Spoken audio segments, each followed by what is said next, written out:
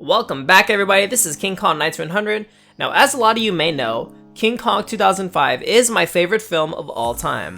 I love each and every character, but one particular character that does not receive a lot of attention is Jack Driscoll. Now many may say he's a very bland character, to which I usually respond with Jack just being very tired. He undergoes a lot of stress in the film, but he is still resilient. He may not be a character that is meant to be as theatrical or entertaining, but he does have quite a lot of depth. But that's not what we're going to talk about today. No, what we're talking about is the Jack Driscoll we never got to see in King Kong 2005. Now there are quite a few sources of King Kong 2005's other pieces of media that actually do highlight Jack's character. Some make him more witty, others make him a bit tougher on Anne, and it seems as if we never got to see this particular Jack Driscoll.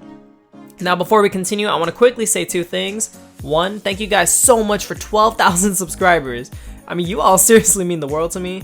With college in session, it's a bit tough for me to crack these videos out, but I'm going to do my best. It'll always be my hobby, and I do love hearing from you all. Enough about me.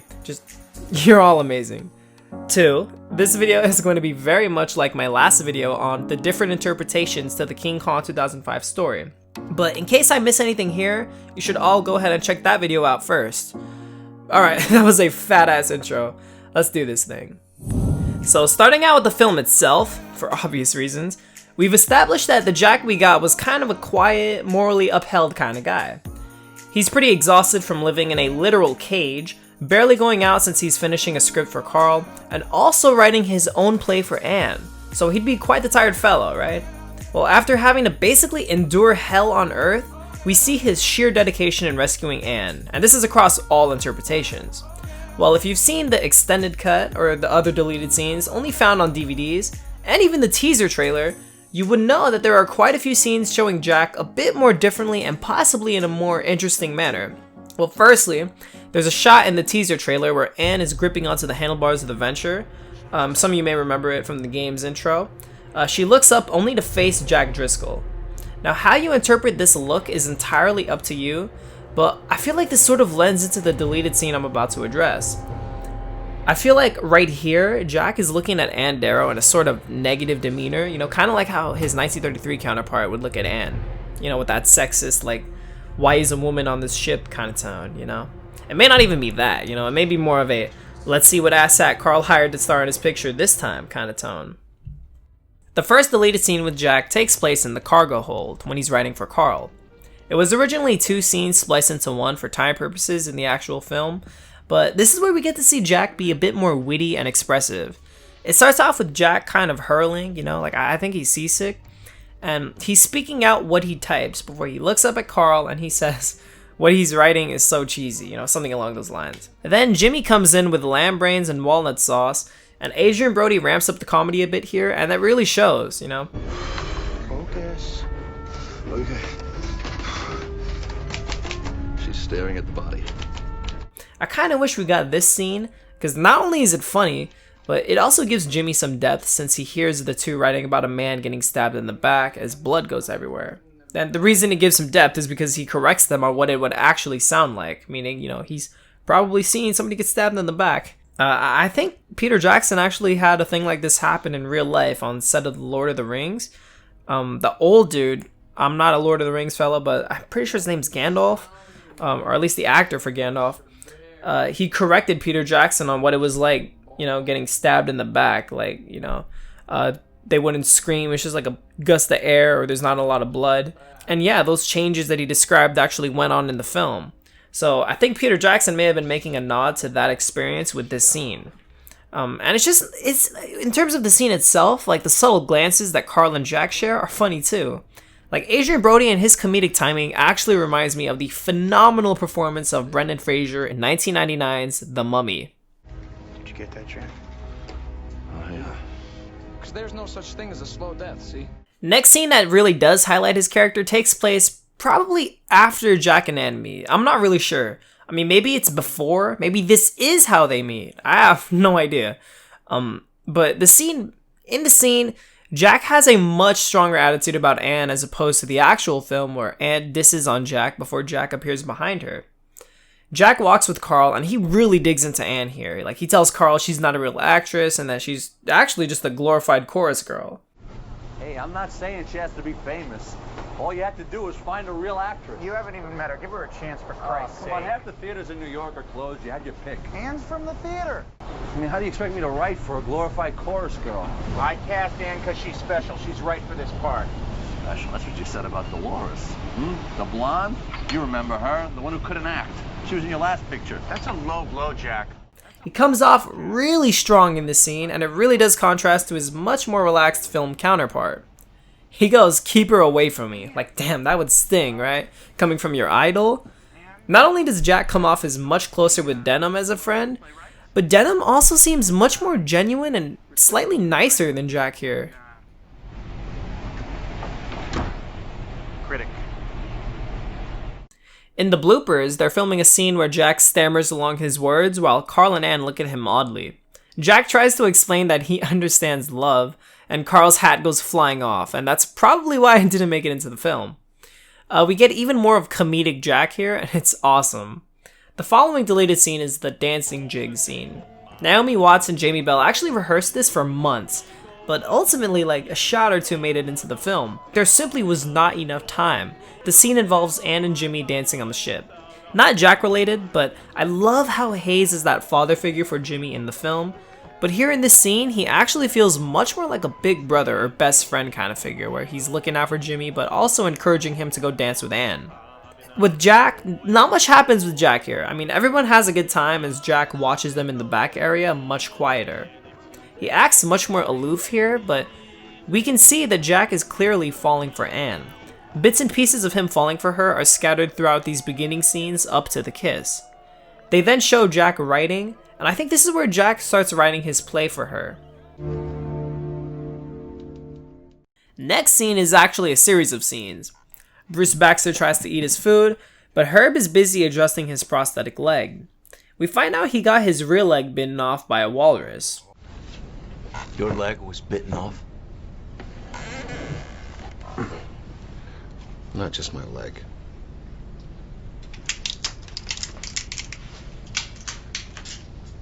Preston tries to confront Carl about the island and putting his friends in danger, and Carl ends up really insulting Preston here. You know, he calls him a charity case and points to the fact that he failed law school. Essentially what's happening is that Carl is, trying to get this emotional abusive power over Preston, so that way he's kind of manipulating Preston to get what he wants. We then cut to Carl and Jack in a room together, and Jack is much more friendly and closer with Carl in the scene. So?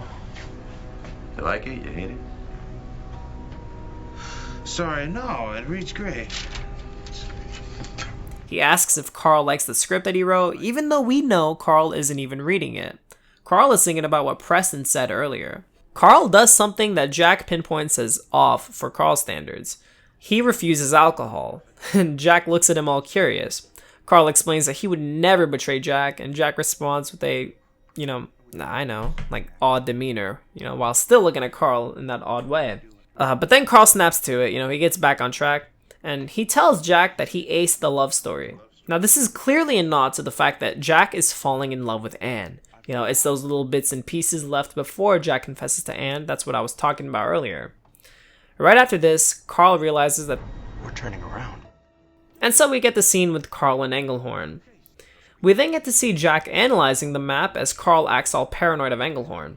And actually, what's interesting here is that Carl makes this connection. He makes a connection that Engelhorn and the guy who sold Carl the map, who was the skipper of a freighter that picked up the castaway that we hear about later. Carl makes a connection that Engelhorn and that skipper are going to try to, get Carl away from the island, and then later Engelhorn and that skipper will go back to the island and they'll try to whether it's find treasure or get it on film or just discover it, whatever it is, Carl thinks that they're going to try to do it before he does. And, we actually get to see Jack get pissed off at Carl. He insinuates that he's crazy and that they were all dragged out into the middle of the ocean for nothing but a map. They're gonna dump me in Rangoon and claim it for themselves. Claim what? Carl, listen to yourself, huh? You just dragged us all out here on the pretext of making a movie. For this. This is the movie, god damn it. Do you have any idea how huge it could be? The last remnant of a dead civilization, it's gonna vanish, Jack. This island is sinking. It's gonna disappear from the face of the earth. Don't you get it? No, I don't. How would I get it, Carl? You never told me. Huh, buddy? Pal? Friend? We see him call out Carl, especially on Carl using their friendship as leverage. A later scene that takes place in the jungle has Jack ask Hayes about his background. You were in the army? Uh-huh. 369th, huh? What'd they give you guys, a Congressional Medal of Honor?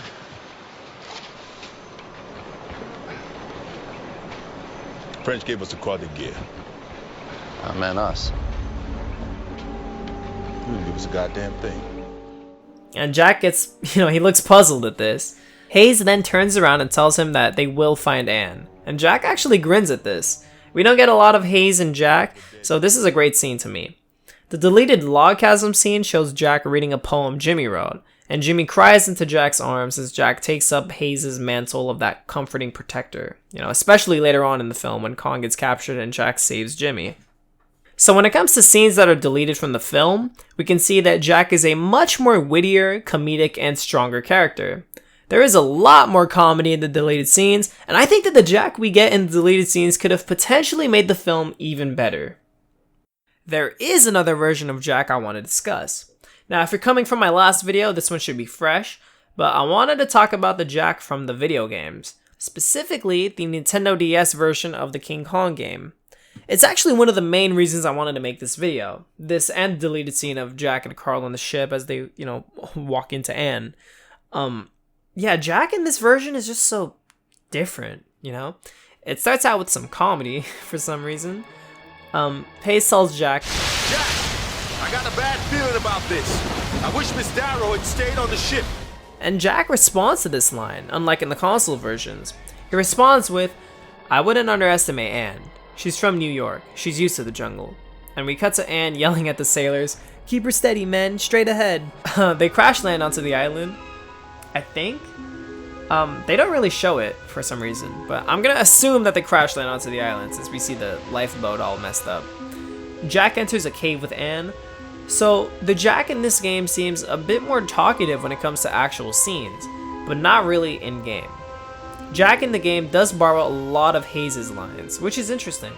After the cave, we see that Jack is the one who claims that the sailors launch a distress signal rather than Hayes, who does it in the original console versions. Some of Jack's notable moments that really caught my eye are later on when Jack uses Carl's lines when he finds Hayes.